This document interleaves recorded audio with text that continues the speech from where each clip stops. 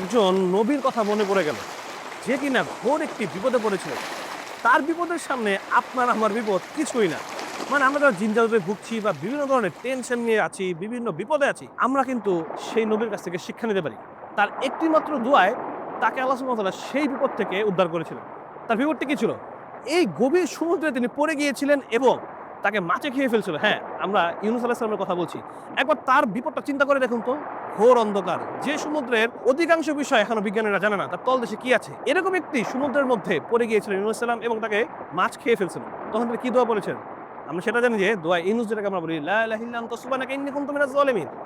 আমরা যদি বিশ্বাসের সহিত এই দোয়াটি পড়ি, ইনশাআল্লাহ জিন জাদু তো দূরের কথা, যে কোনো ধরনের বিপদ আল্লাহ সুবহানাহু ওয়া তাআলা আমাদের উদ্ধার করবে। সেটার জন্য কি লাগবে? সেটার জন্য লাগবে কঠোর একটি ইয়াকিন। মানে যেভাবে ইউনূস আলাইহিস সালাম এই দোয়াটি পড়েছিলেন সেভাবেই সেই ইয়াকিনের সাথে আমরাও পড়বো ইনশাআল্লাহ। আশা করি আল্লাহ সুবহানাহু ওয়া তাআলা আমাদের সকল বিপদ থেকে রক্ষা করবে।